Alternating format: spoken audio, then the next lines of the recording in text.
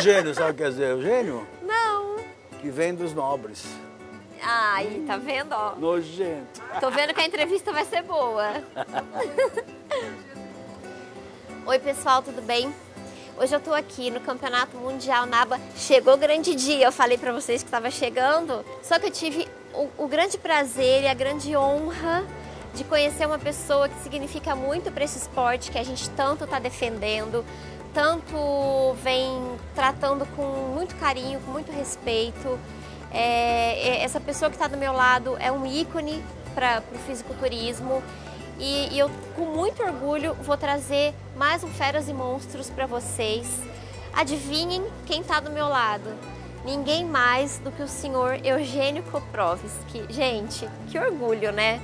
Então, peraí, vamos bater um papo com ele? Agora, olha quem está do meu lado. Manda um oi para ele, seu Eugênio. Oi, pessoal. Prazer estar com vocês.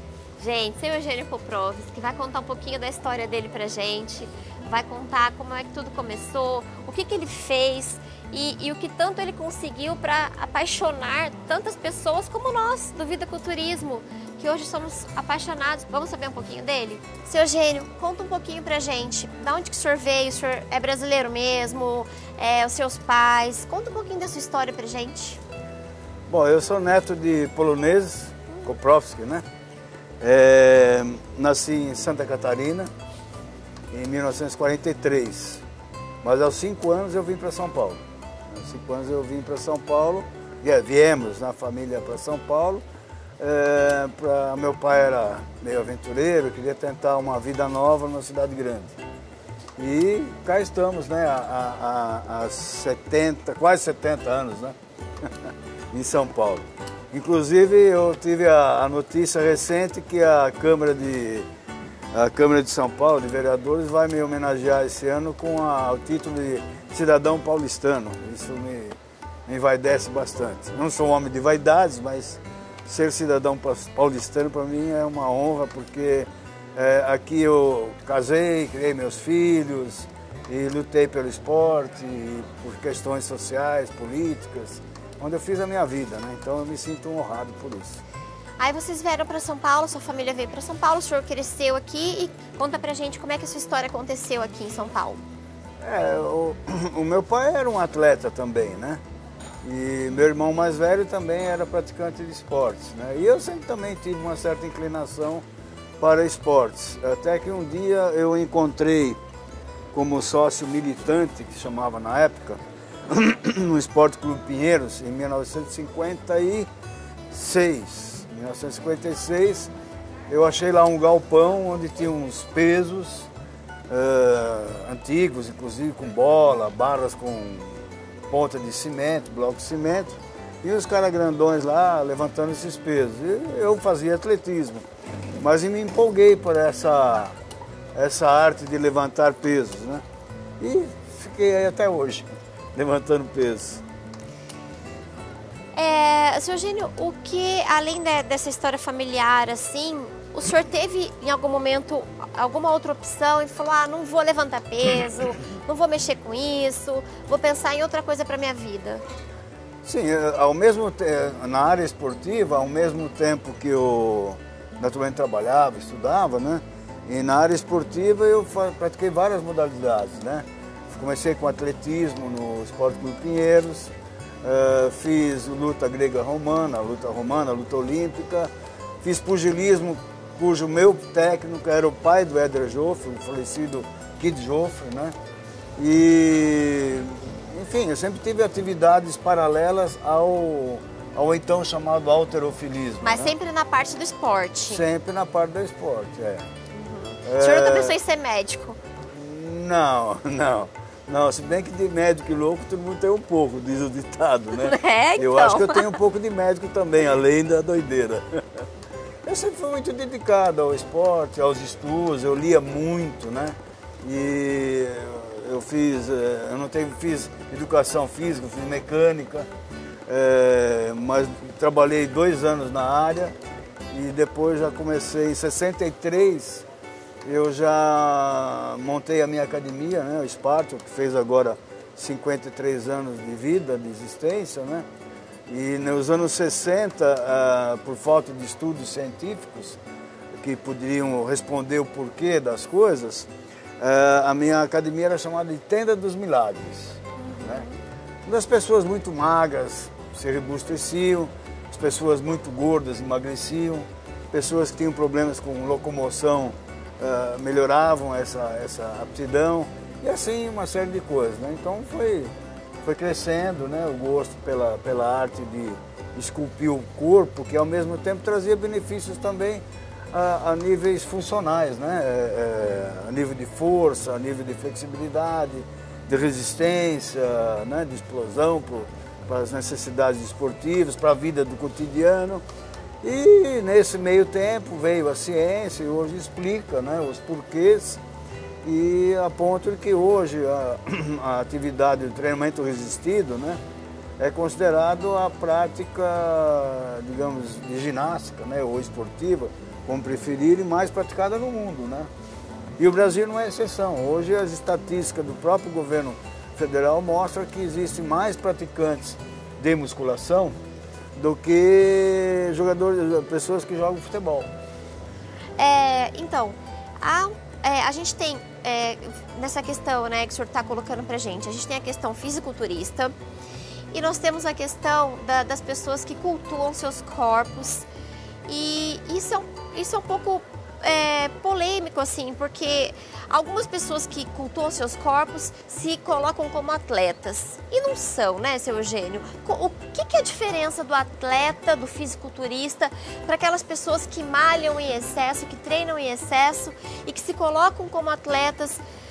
Embora eu não faço competição, eu não pratico competição, mas eu não deixo de ser atleta porque minha massa muscular isso, minha massa muscular aquilo. Como é que a gente trabalha isso? Como é que a gente leva essa informação para as pessoas? Que diferencial a gente tem aí? Né? E a gente vê muita gente errando nessa questão do culto ao corpo que se tem. Até no próprio fisiculturismo mesmo. Quando a gente vê, às vezes, alguns treinamentos que os preparadores passam que não foram de forma tão adequada para aquele físico e tal, e aquilo exige muito daquele atleta, enfim, desgasta. Como é que a gente trabalha esse todo? Olha, a resposta não é tão simples, né? Ela compreende uma série de nuances que inclusive passa pelo psicológico, pelo físico, pelo emocional, pela questão financeira, por vários segmentos aí. Mas para ser esporte, ele precisa de um desafio, né? No futebol é driblar, fazer um gol, né? No boxe é saber esgrimir bem os punhos, nocautear ou acertar o adversário. No judô, desequilibrar o adversário, arremessar e assim por diante. Então todo esporte tem que ter regra e desafio. Especificamente no caso do bodybuilding, ou seja, da musculação, do fisiculturismo, né? A musculação não é um esporte. Tem que entender isso. A musculação ela é um reflexo, um resultado do treinamento resistido a nível morfológico, a nível plástico, físico, né? Quem faz musculação, ele vai ter um resultado de perda de gordura e aumento de massa magra, homens e mulheres, né? Isso acabou se chamando musculação, e está correto, né? Tá. Que a pessoa Trabalho vai se muscular, muscular, né? isso. Mas não é um esporte. O esporte é o bodybuilding, é o levantamento de peso básico, olímpico, né? Dentro da área que compreende o halterofilismo. Bom, agora, a questão da vaidade. No esporte, assim como praticamente, eu acho que em todos os setores da atividade humana, existe uma coisa chamada vaidade, que é, na realidade, uma mola propulsora que faz com que a pessoa tente se superar sempre, né? Então, no esporte, a mola propulsora é a vaidade, é o bem-querer, né? O amar a si próprio, né? Levado até um certo ponto, porque depois disso passa a ser uma doença, né? Passa a ser uma psicose, né? Aí tem que ser tratado, né? Aí é o narcisismo, né? Que isso já é uma outra coisa, não é comigo, né? Mas o atleta querer superar-se a cada momento é essa mola propulsora que leva ele a conquistar cada vez mais uma melhora física a nível, por exemplo, de músculos ou a nível de saltar mais alto. Porque, afinal de contas, para que serve correr tão rápido? Para que serve ter músculos tão grandes? Para que serve saltar tão alto? Para que serve ser tão exímio ao driblar uma bola? É show! Isso é show, é espetáculo, né? E esse espetáculo atrai os seus adeptos. Por exemplo, há os que não gostam de futebol. Mas é um show. Mas há os que também odeiam musculação. Tá, né? mas isso é um show para o público ou é um show para si mesmo? Não, é um show para o público, tanto é que cobra-se ingresso e tem gente que paga para assistir. Mas e quando a gente fala da tão falada, né, da palavra assim, superação? Porque ele tá dando um show pro público, só que por trás daquele show tem aqueles degraus que ele vai... Exatamente, é a mesma coisa que acontece, por exemplo, no futebol, a gente chama de mascarado, ou chamava-se. Então, o atleta que se acha melhor do que o restante do mundo, né, é um indivíduo que tem um desvio de comportamento. Né?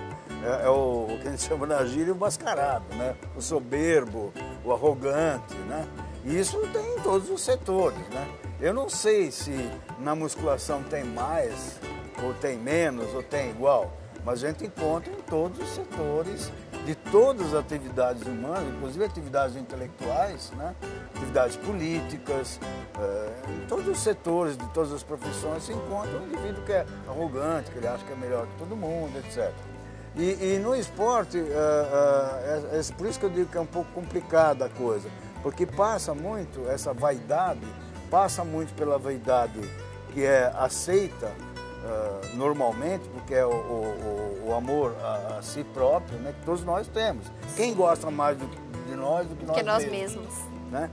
E também o fato de querer realmente superar a si próprio e aos adversários. Né? Isso acontece na política, acontece no esporte, na arte, no cinema. Né? Esse comportamento também é muito comum entre os artistas. Eu costumo comparar muito o artista, né, o ator, né, com o atleta. Eles são meio parecidos nisso. Eles são geralmente muito sensíveis, eles são às vezes muito fechados em si mesmos, principalmente os excepcionais, né? Porque é uma forma que ele tem de se proteger, talvez seja um tanto de timidez também. Você acha muitos atores e atletas de grande expressão que no fundo são extremamente tímidos. Mas superar-se a si mesmo é o melhor show, não é? Quando a gente se supera, quando os atletas chegam no palco, quando eles conseguem completar a sua apresentação e saem do palco dizendo eu vim e fiz o que eu tinha que fazer. Eu treino atletas há muitos anos e eu coloco sempre para eles o seguinte: o melhor de você tem que ser apresentado no evento tal. Por exemplo, eu treinei alguns atletas para esse evento, então eu falei, olha, se você vai ganhar ou perder, ninguém pode ser. Né? Vai depender dos competidores e tal.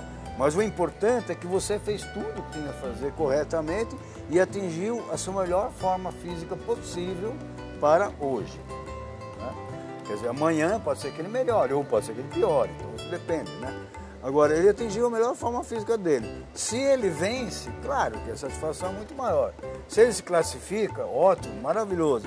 Se ele perde ou ele não se classifica, pelo menos ele tem a tranquilidade de que ele deu o melhor de si. Né?